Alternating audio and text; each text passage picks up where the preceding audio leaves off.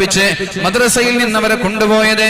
നിങ്ങൾ പേടിച്ച കാര്യം അവര് വളരെ സന്തോഷത്തോടെ അള്ളാഹുവിനെ പേടിയില്ലാതെ ചെയ്തുകൊണ്ടിരിക്കുന്നു. എല്ലാവരുമല്ല, നല്ലൊരു ശതമാനം ആളുകൾ അള്ളാഹുവിനെ പേടിച്ച് ജീവിക്കുന്നുണ്ട്.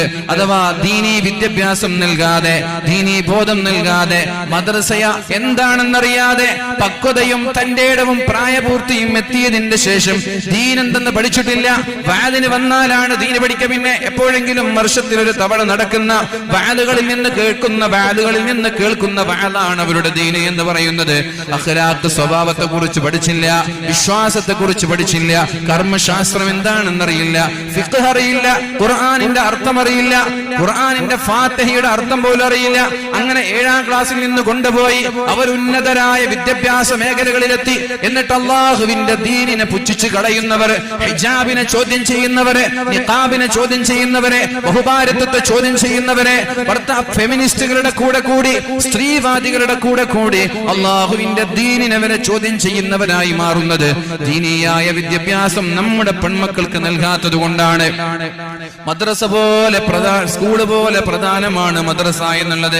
+2 വരെ നിർബന്ധമായിട്ടും നമ്മുടെ മക്കൾ പഠിക്കണം.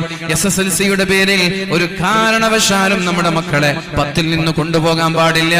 കാരണം മദ്രസയുടെ എക്സാമിനോളം പ്രയാസമില്ല സ്കൂളിലുള്ള എക്സാം. മദ്രസയുടെ 10ാം ക്ലാസ്സിലുള്ള എക്സാമിന്റെ അത്ര ടഫല്ല സ്കൂളിലെ 10ാം ക്ലാസ്സിലെ എക്സാം. മദ്രസയിൽ 100 ആളുകൾ പരീക്ഷ എഴുതിയാൽ 80 ആളുകളാണ് പാസ്സാവാറുള്ളത്. സ്കൂളിൽ 100 ആള് പരീക്ഷ എഴുതിയാൽ 99.9 ആളും പാസ്സാവും. 100 ആള് പരീക്ഷ എഴുതിയാൽ സ്കൂളിൽ SSLC എക്സാം.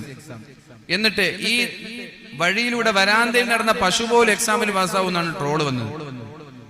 എക്സാം എഴുതുന്ന സമയത്ത് വരാന്തയുടെ അടുത്തുണ്ടായ പശു പോലെ എക്സാമിന് പാസ്സായി എന്ന് പറഞ്ഞിട്ട് അബ്ദുറബിന്റെ കാലത്ത് ട്രോളുകൾ വന്നില്ലേ? അഥവാ 99.9 ആളുകൾ, ലക്ഷക്കണക്കിന് ആളുകൾ പരീക്ഷ എഴുതിയാൽ ഒരു 100 ആളുകളൊക്കെ ഫെയിൽഡ് ആവും. അത്രേ ഉള്ളൂ, 100 ആളുകളൊക്കെ ഫെയിൽഡ് ആയി പോകും. ഇതാണ് SSLC പരീക്ഷ എന്ന് പറയുന്നത്. എന്നാൽ മദ്രസയുടെ എക്സാം അങ്ങനല്ല. 10ാം ക്ലാസ്സിൽ പരീക്ഷ എഴുതിയാൽ, ലക്ഷക്കണക്കിന് ആളുകൾ പരീക്ഷ എഴുതിയാൽ ചിലപ്പോൾ 80,000 ആളുകളെ പാസ്സാവുള്ളൂ, 20,000 ആളുകൾ ഫെയിലായിരിക്കും. അത് അത്ര സിമ്പിളായ ഒരു എക്സാമിന് നമ്മൾ മദ്രസയുടെ പേര് പറഞ്ഞ് അവിടെ നിന്ന് കൊണ്ടുപോയിട്ട് ട്യൂഷൻ, രാവിലെയും ട്യൂഷൻ, വൈകുന്നേരം ട്യൂഷൻ, ഉച്ചയ്ക്കും ട്യൂഷൻ, സമ്മർ വെക്കേഷനിലും ട്യൂഷൻ, സ്പെഷ്യൽ ക്ലാസ് എന്ന് പറഞ്ഞ് ഈ കുട്ടികളെ എന്തോ പറഞ്ഞ് പേടിപ്പിക്കുകയാണ്. ഇതെന്തോ